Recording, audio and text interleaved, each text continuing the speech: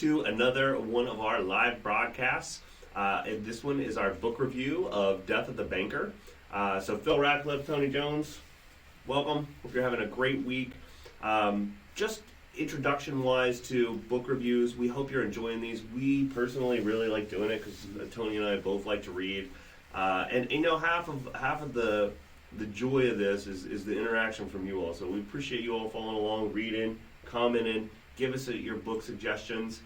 So, you know, join the conversation, comment on the social medias, give us your ideas of what books you'd like to see in the future as well. And we really look forward to continuing doing these series with you guys and interacting and starting the conversation. So let's dive into Death of the Banker.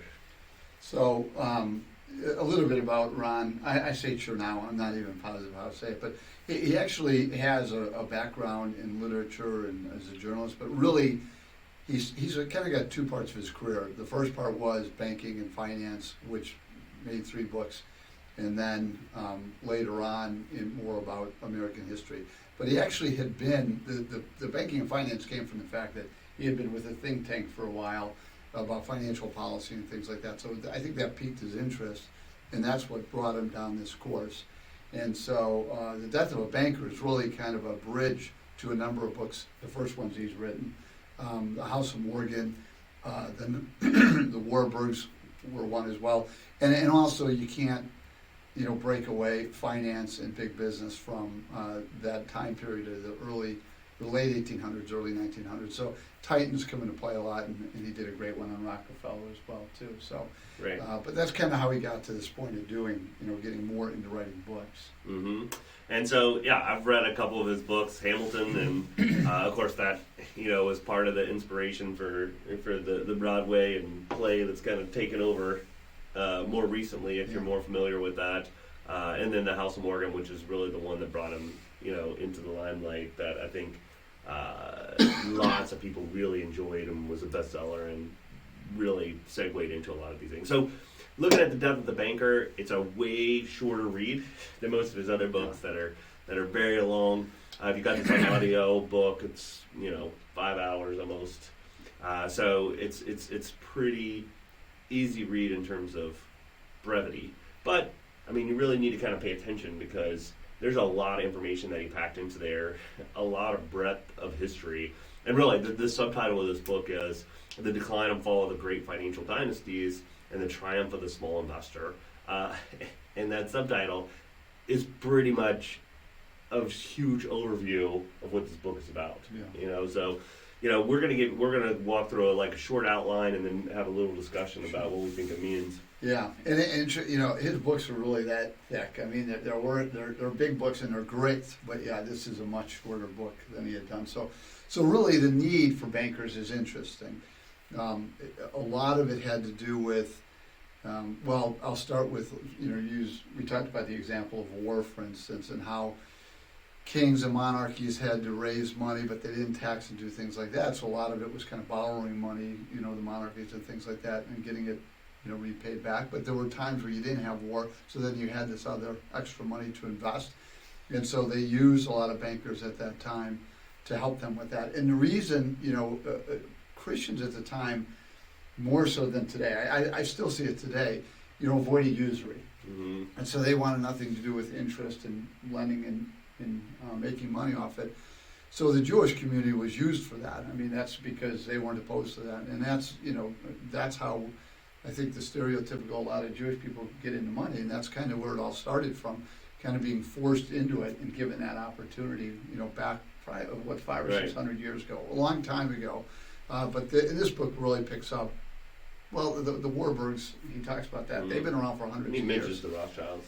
Yeah, and the Rothschilds and things like that. So the strong banking families have been around for a long time, but that kind of is the background on how bankers came about. Right, and it's interesting because it really came about as almost like a subservient thing to the ruler, and people had disdain for the people that were doing the finance side of things. And of course, what ends up happening is they become some of the most powerful people, at least the successful families or dynasties, And so, it turns into very civil, almost gentleman's insider game type thing.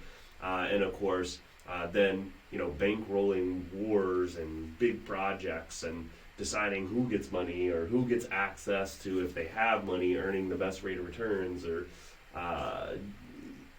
access to stock issuances, or whatever the case, of course, is a huge thing to maintaining and proliferating if you're already wealthy. So obviously you could see how they could continue to wield huge amounts of power. So the whole beginning part of this book is talking about that a little bit, and how these large personas and people came up, and then starting to segue into the more modern financial markets. I mean, early, like you were mentioning, like the 1800s and early 1900s in the United States, where huge companies came about.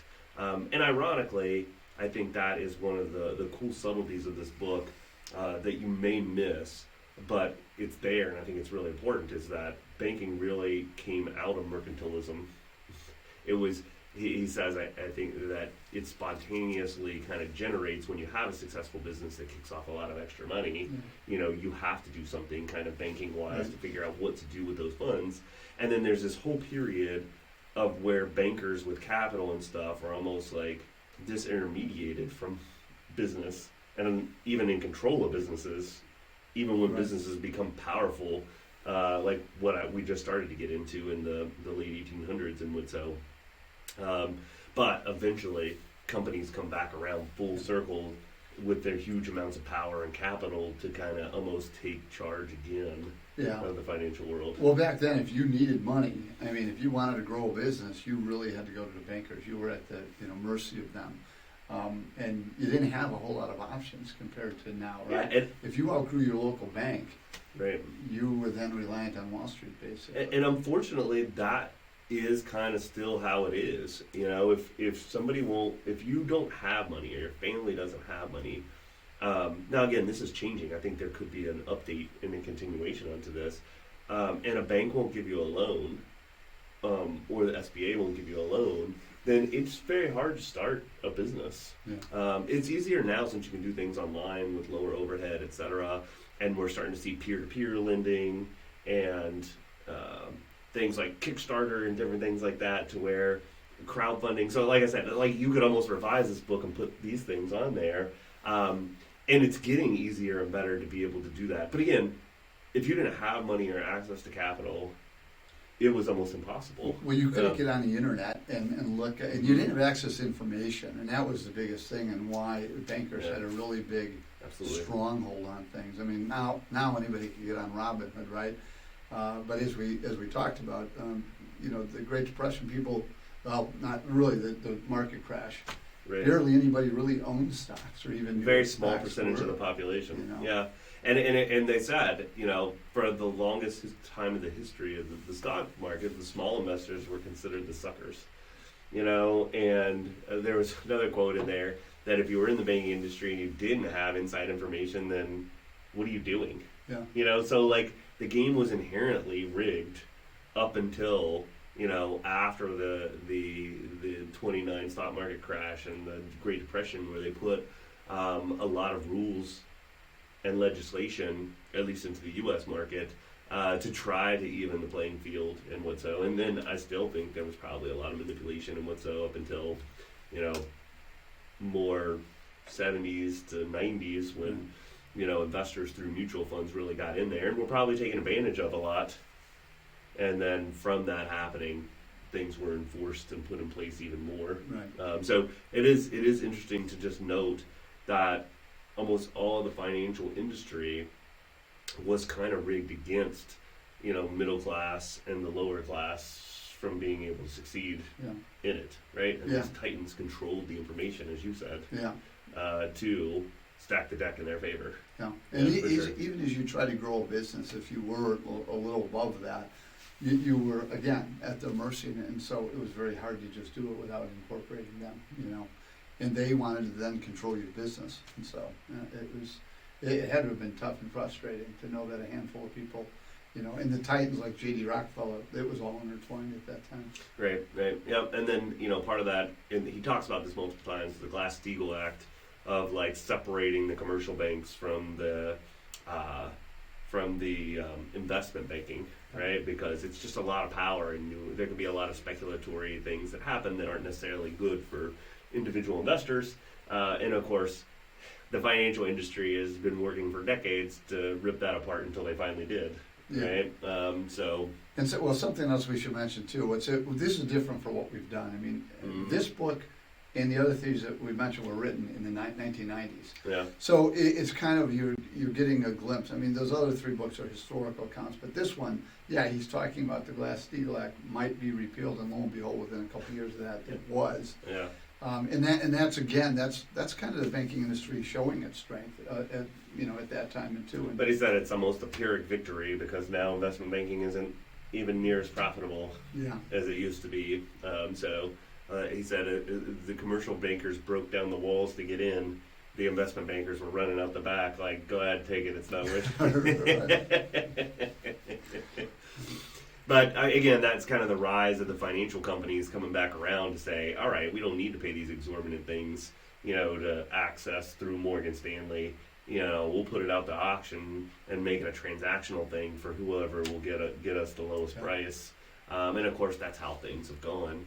And now you can't find any huge financial company now that either doesn't have its own financial arm.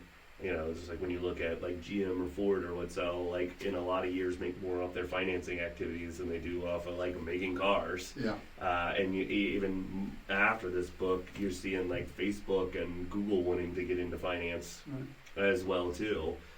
So I don't think we've seen the end of that story in any way, shape, or means. And of course, these companies now like Apple and Amazon and Facebook and Google are, I think, even though I don't think they're quite as possibly nefarious, probably have more power than some of the trusts that we busted up back in the early 1900s. So, well, because it's about communication, right? And then, if you control the words, you can control a lot. So I mean, this book I think is a great history, and it's especially since it focuses on the history of things. Of course, it ends prematurely to where we are now, but I think it's pretty timeless in understanding things. Yeah. I think the only thing that I guess that rankles me a little bit, and not necessarily because I like Ron likes. I like history. I like the figureheads in it and to understand what happened and the personal motivations. But it almost seems a little like he's like nostalgic for the Titans. And it may not necessarily be a good thing that mutual funds and shorter term investors have taken over. But I don't know. I mean, I think the markets are a lot better playing field. I think there's more access to capital that we can use productively to, enhance humankind, to use our resources more efficiently. I think there's better participation by middle class so that they can enhance their wealth for what they have instead of it only being a rich person's game. But absolutely, I do think that if there is too much of a focus on the short term and not the midterm and long term, it can be counterproductive.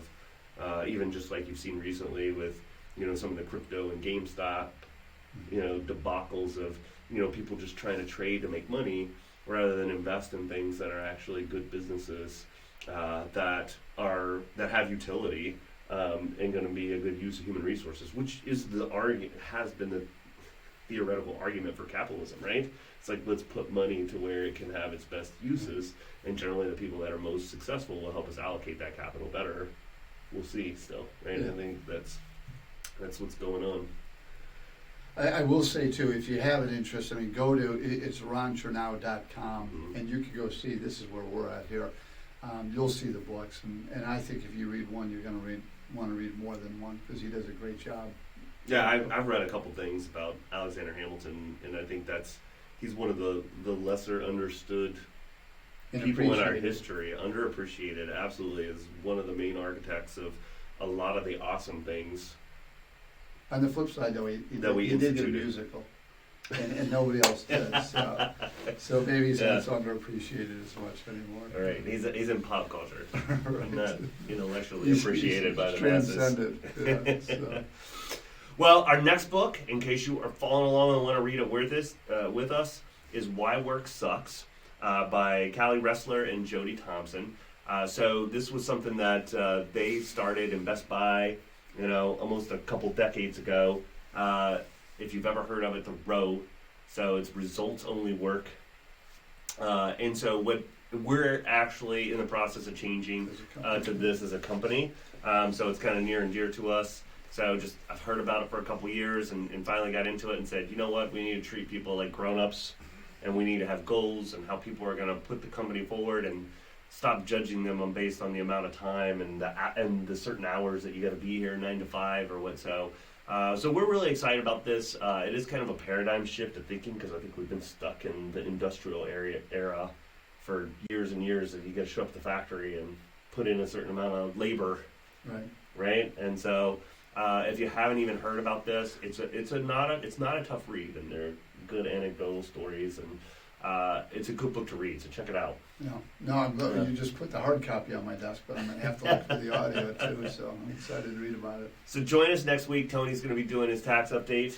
So he'll give you some insight. He's working on people's taxes right now. Yeah, well, I'm going to be talking about the things that I'm seeing, that are happening more often. I talk a little bit of, as I think about my notes, I'm going to talk about the stimulus check. If you didn't get that, what you need to do, some filing information and things like that. Right.